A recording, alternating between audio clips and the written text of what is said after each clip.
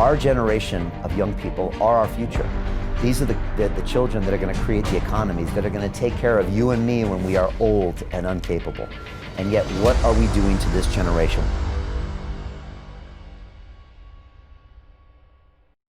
And we are now risking what some people are calling a quote-unquote lost generation of young people who have no direction, who fear never being able to have their dream jobs.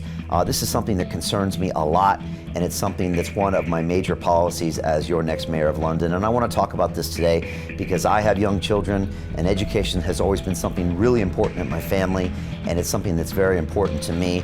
As Nelson Mandela once said, education is the most powerful weapon you can use to change the world, and I want to talk about that today. My teenage daughter is in school right now, and she was getting a little stressed out recently about how much college would cost, and she said, I'm worried that you're paying too much for my current school and my future school. And I said, the Rose family always invests in education.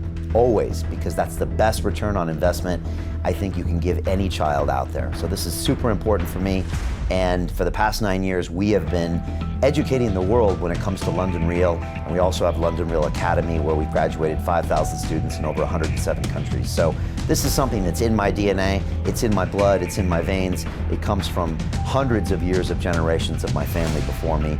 And that's why I want to talk about this today, because what we're seeing right now in the UK, it's a travesty. And the first thing I want to talk about is that the test and trace failures are closing down our schools. So the test and trace failures, as in the lack of availability of COVID tests, is really hurting our education system. And the General Secretary of the NAHT, which is the National Association of Head Teachers, Paul Whiteman, recently commented that, quote, tests need to be readily available for everyone so that pupils and staff who test negative can get back into school quickly. He went on to say the government assured us that this would be ready, but at the first sign of stress, it seems to be falling over. And he finished, this will put the successful and sustainable return of schools at serious risk. And it's really affecting our schools. It's affecting our education system, and it's affecting and turning our kids into what we're calling a lost generation.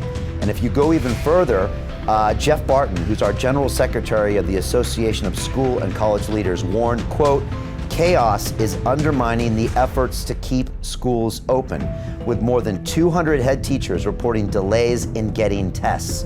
This is very serious. And when you go even further, Kevin Courtney, who's the Joint Secretary of the National Education Union, said the government needed to do more. He said, quote, heads have told me they find it extremely frustrating because they have made their schools COVID secure, but then they find out it's been undone by the lack of tests. And when you actually go into the Department for Education, you ask them to find out what is actually going on. Unfortunately, they've been reticent to provide the numbers of confirmed COVID-19 cases among school pupils, saying, quote, it won't provide a running commentary. So again, our government is not providing us the tests, which means our schools are suffering.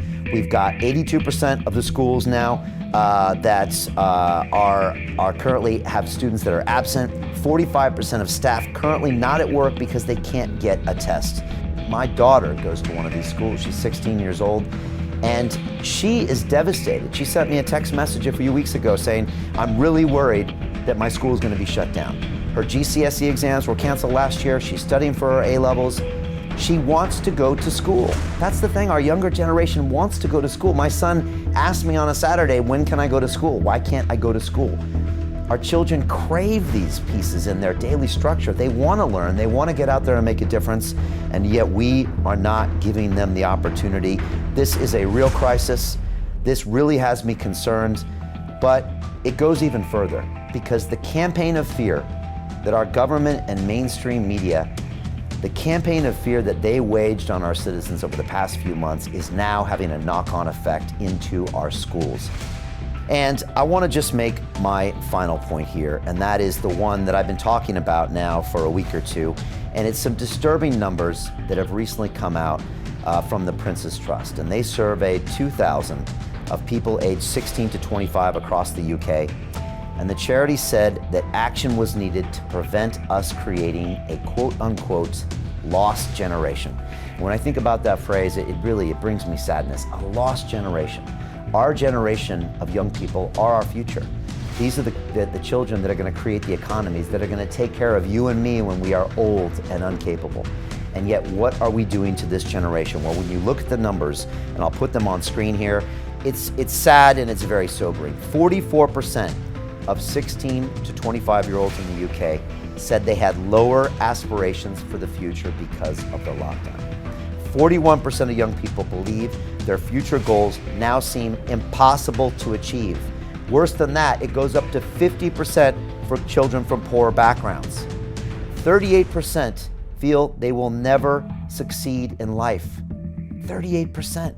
That's a shocking statement. It makes me sad to think about these people and their futures. I never felt that way as a child. I felt like the world had possibilities.